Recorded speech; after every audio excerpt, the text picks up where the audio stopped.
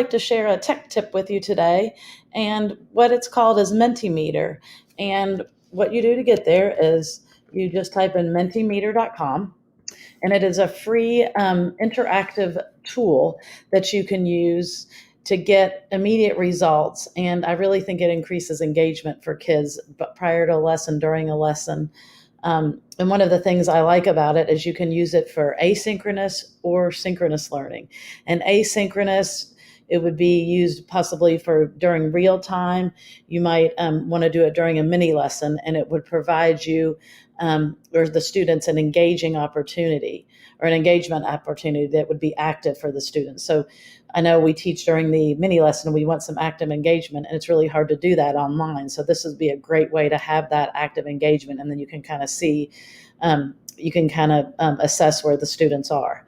Another way is asynchronous, and to do that asynchronously is you might do it before a lesson. So you might want to find out information. So, and I'll share with you some ways to do that in a few minutes, but you might do it to prepare for a lesson. You might use it after a lesson to get feedback from kids about your lesson, or to get to figure out if they've understood the lesson by using some of the features.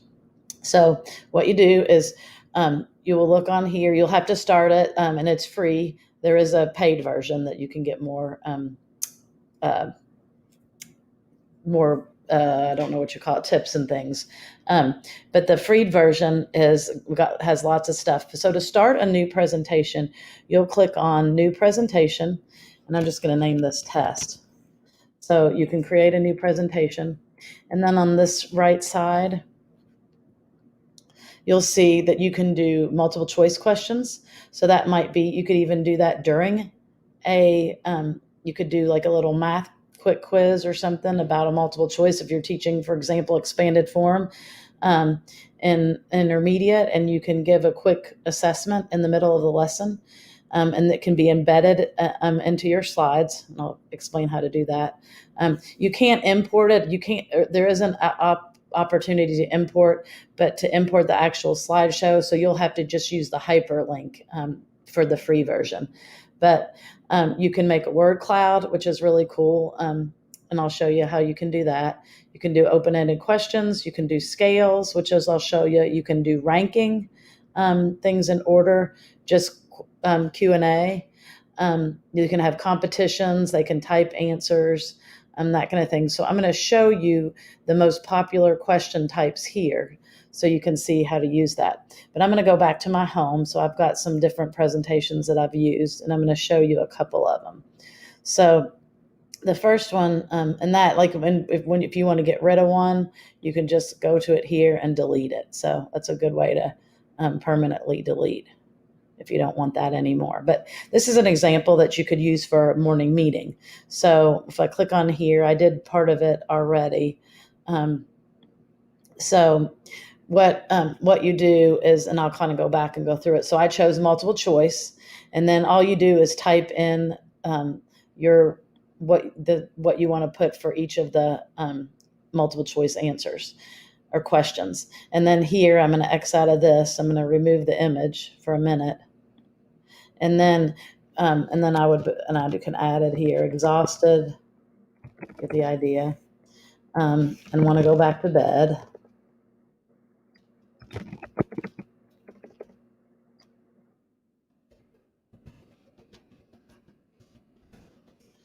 And then if I want to choose an image, I just go to the image next to it.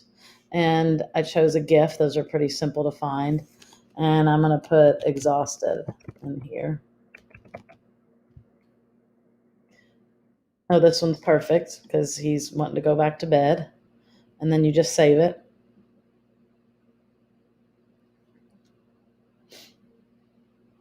And then it comes up. Sometimes it takes a minute. Okay, so there it is. All right. And then to actually make it real time, I'm going to show you how you could, so you could actually pull this up on your computer for the kids to see.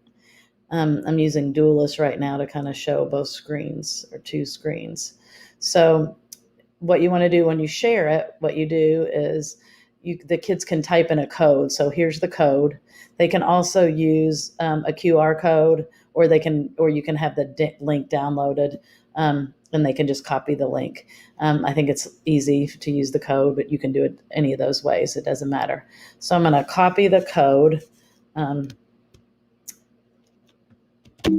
then I'm going to copy the code, and then we're going to put in the student. So the teacher is Mentimeter. The student is menti.com. So they have to put in menti.com. Okay. And then you'll just put the code here and they submit. And then in real time, you can see, get rid of that. You can see right here, like if I'm a student and I'm excited to learn that day, that's what I want all of them to say, right? Some of mine lately or I was teaching VLA at the beginning of the year, and a lot of them said they were really tired. But then I submit my answer, and if you notice it's real time right there. You can see that I chose that, and it's anonymous for this, so you can have them add their name to some of the stuff, but it's anonymous. So it's really cool. So you get instant results. And then I'm going to get out of here for a minute, and I'm going to show you a way that, I'm going to go to type, and to end the slideshow, I can't remember how. Content, customize is where you go. So to close the voting, to end it, so you can keep it closed until it's ready. So you can make sure they're listening and say you can't do it right away. And then you say you've got 3 minutes, and then you can close the voting, and it'll say on the screen voting is closed. So they can't do it anymore. You also can limit their responses as well on different ones, but that's one example. So another example you could use it for, this one I know in VLA, everybody's teaching vocabulary. So I thought this would be a great idea to kind of pre-assess vocabulary. So with this one, let's say the words verify, and you would kind of have to explain it. So you're teaching this tier 2 word. Tier 2 words are great to teach for vocabulary because they're used in and out of content and across different contents. So verify would be a good tier 2 word that you'd wanted. You could think about verify your answer, or you could use that in lots of circumstances. So this one, I didn't make it a question, so I made my question the vocabulary word. And once they started using this, you could do it that way. But this is called the vocabulary knowledge scale, and you could have them answer this question. So I'm going to show you how this would work. But what I did, I'll do this first. So it says, I don't remember ever seeing or hearing this word. I've seen it before, but I don't know what it means. I've seen this word before, and I think I know the meaning. I know what this word means, or I can use this word in a sentence. So you would disagree, or you would strongly agree. So you'd pull it over, and I'll show you in a minute. And then they can also add the slide. I did it in speech bubbles. You can do it. You can also do it one by one or a grid for their responses. And then I just write what you think the word means or the meaning of the word, verify, use it as a sentence if you can. And then if they say, I don't know, they just wouldn't fill that out. It would be blank. So if we share this, we'll get the code. I'll show you how this works. And you would probably have to model this one for students, I would think. And I'll put Menti. Once again, the student version is menti.com.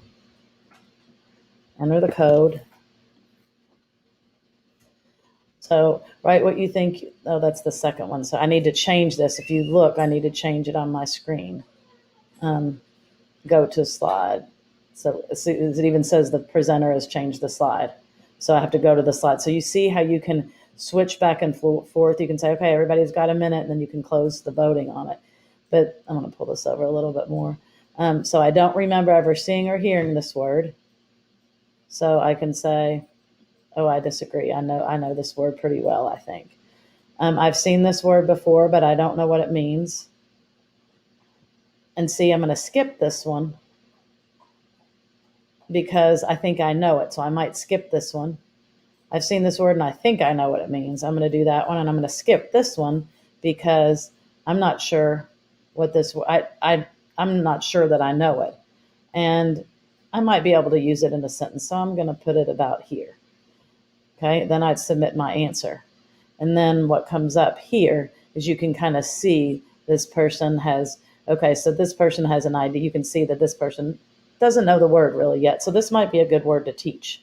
And then I'd switch it to this next slide and they do the same thing. I can refresh, but you kind of get the idea. I'm not going to wait on that. So you kind of get the idea how that works. Um, so, and then once again, to end it, you go to customize and close voting. Okay. So I'll show you a couple more really simple to use. I like that this one's the same, very similar. Um, it's how, like, I thought this would be a great idea if you're working collaboratively. Once Google gets the collaborative or the breakout rooms, that'll be easy to use. But thinking about how their team responds, and they could even talk about this together and do the Likert scale that way. Another idea is like a quick science. You could introduce science to engage them. Maybe you're going to be learning about, you're reading an article, even it could be in reading, informational. What words come to mind about climate change? And they could write the words.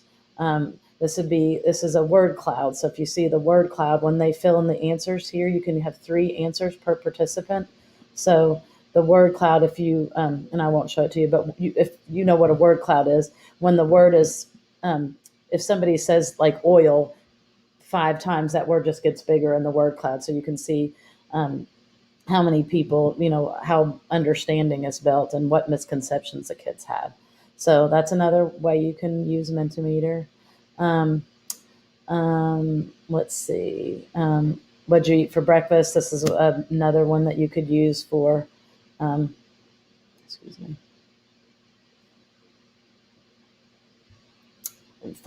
this was a sample one I got, but they could write down what they've eaten for breakfast.